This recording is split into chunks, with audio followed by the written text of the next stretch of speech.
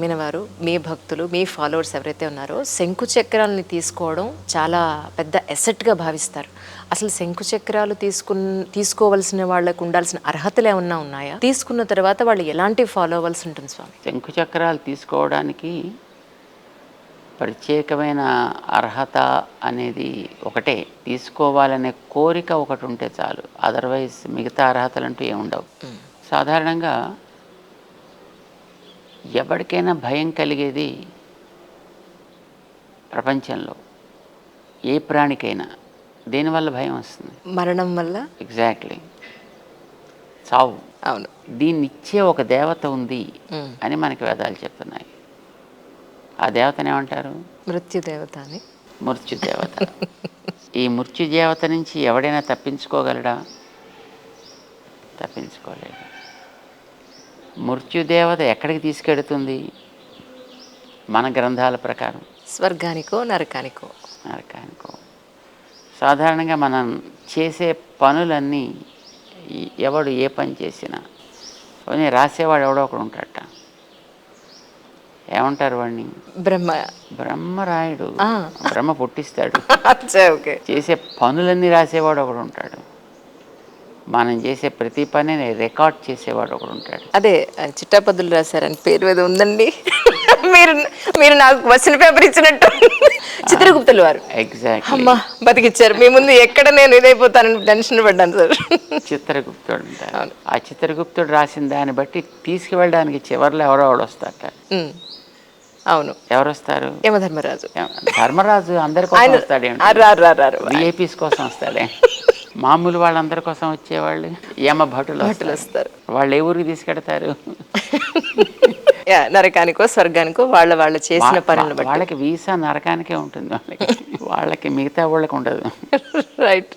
నరకానికి పోవాలని కోరిక ఎవరికైనా ఉంటుందా? ఉండదు. మరి తప్పించుకోవాలి అంటే కుదురుతుందా? కుదరదు.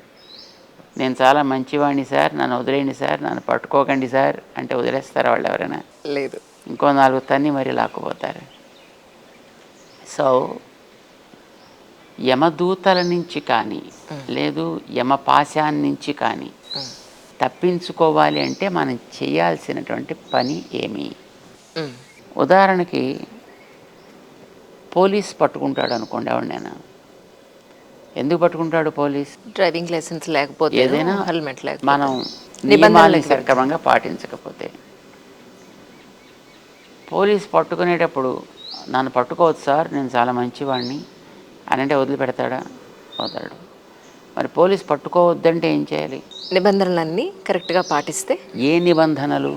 ఎవరైతే రోడ్ అండ్ ట్రాన్స్పోర్ట్ వాళ్ళకి సంబంధించిన ఆయా ప్రాంతానికి సంబంధించిన ఆ విభాగం వాళ్ళు ఏ నియమాలు పెట్టారో ఆ నియమాల్ని తెలుసుకుని జాగ్రత్తగా పాటిస్తే వాడు మన జోలికి రావక్కర్లే, మనం వాళ్ళ జోలికి పోవక్కర్లే. కరెక్ట్. రైట్. పోలీసు వాడికి ఒక్కొక్క ప్రాంతానికి ఒక్కొక్క అధికారి ఉంటాడు. అక్కడక్కడ నియమాలు వేరే వేరే ఉండొచ్చు. ఇప్పుడు భారతదేశంలో పోలీసు వాళ్ళ నియమాలు వేరు కావచ్చు, అమెరికా లాంటి దేశాల్లో పోలీసు వాళ్ళ నియమాలు వేరు కావచ్చు, యూకే పోలీసు వాళ్ళ నియమాలు వేరు కావచ్చు. ఒక్కొక్క ప్రాంతంలో ఉండే పోలీసు వాళ్ళ నియమాలు వేరువేరుగా ఉంటాయి. అసలు ఈ భూమండలం మీద పుట్టే ప్రతి ప్రాణికి కూడా కంట్రోల్ చేసే పోలీస్ విభాగం యమధర్మరాజు గారు. Irrespective of their nationality, race or religion or colour, అందరిది. సో యమధర్మరాజు కానీ ఆయన దూతల బారిన కానీ మనం పడద్దు అనుకున్నప్పుడు మనం ఏం చేయాలి? యమధర్మరాజు గారు చెప్పిన రూల్స్ ఏవో పాటించాలి. So simple. పోలీసు వాడి చేత పడద్దు అనుకుంటే వాడు చెప్పిన నియమాలు పాటిస్తే సరిపోయాయి.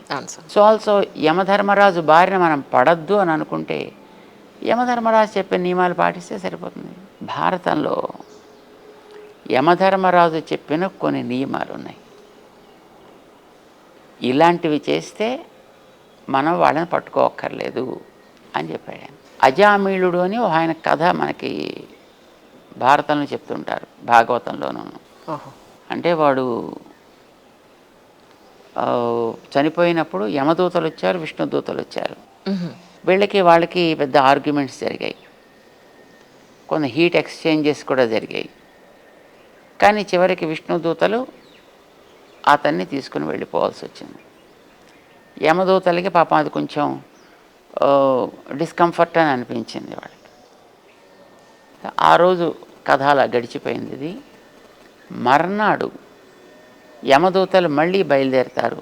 మార్నింగ్ వాళ్ళ ఆఫీస్ డ్యూటీ ప్రకారం ఆ రోజు తీసుకురావాల్సినటువంటి సోల్స్ ఎవరెవరు, వాళ్ళ కంప్యూటర్ లిస్టు, దానికి కావాల్సినటువంటి పారాఫెర్నియాతో వాళ్ళు బయలుదేరుతారు. వాళ్ళు బయలుదేరబోతుంటే యమధర్మరాజు వాళ్ళని పిలుస్తాడు. సంస్కృతంలో దానికి ఒక దాంట్లో చెప్పారనమాట. స్వపురుషం అభివీక్ష్య పాశహస్తం వదతి యమః కిల తస్య కర్ణమూలే. పాశాన్ని పట్టుకుని బయలుదేరే తన జనాన్ని చూసి యముడు వాడి కర్ణమూలే వదతి కిల, వాడి చెవులో రహస్యంగా చెప్తున్నట్ట. ఎందుకని చెవులో ఏం చెప్తారు? పక్కవాడు వినకూడదు అనుకున్నవేవో చెప్తారు. అవును, కరెక్ట్ స్వామి. సో యముడు తన పరివారంతో చెబుతున్నాడు ఆయన, పక్క వాళ్ళకి వినిపించకుండా. ఏమని? పరిహర మధుసూదన ప్రపన్నాన్. మధుసూదనుడు అంటే విష్ణువు. విష్ణువుని ఆశ్రయించిన వాళ్ళు ఎవరుంటారో వాళ్ళు విష్ణు ప్రపన్నులు అంటారు. ప్రపన్నుడు అంటే పట్టుకున్నవాడు అని అర్థం.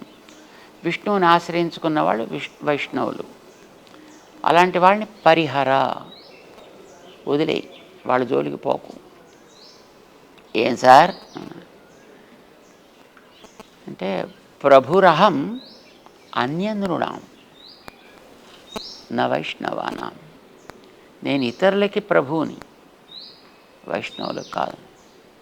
అదేమిటి సార్, మీరే అందరికీ ప్రభు అనుకున్నా, మనం చెప్పిందే చెల్లుబాటు అవుతుంది అనుకున్నాం అంటే పాపం వాళ్ళకి తెలియదు. అప్పుడప్పుడు గవర్నమెంట్లు చేంజ్ అయిపోతే వాళ్ళు వీళ్ళ మాట వీళ్ళు వాళ్ళ మాట వినకూడదు.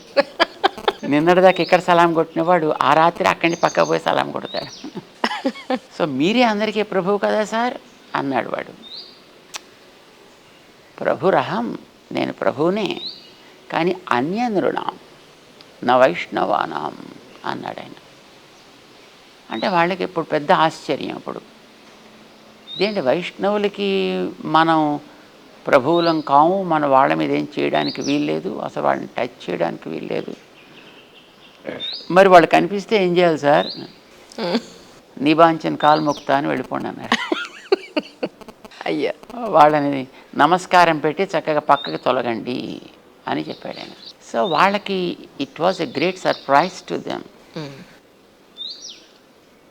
అప్పుడు వాళ్ళు అడిగారు, అయ్యా మరి వైష్ణవుని ఎట్లా రికగ్నైజ్ చేసేదండి, దేన్ని బట్టి? అంటే వాడు ఎవడన్నా చిన్న బ్యాడ్జ్ పెట్టుకుని ఉంటాడా నేను వైష్ణవ అని? లేకపోతే what is the identification that we can understand that this guy is a Vaishnav? అంటే అప్పుడు ఆయన కొన్ని గుర్తులు చెప్పాడండి. ఆయన కొన్ని బయట గుర్తులు చెప్తా, కొన్ని లోపలి గుర్తులు చెప్తా. బయట గుర్తులు ఏమిటి?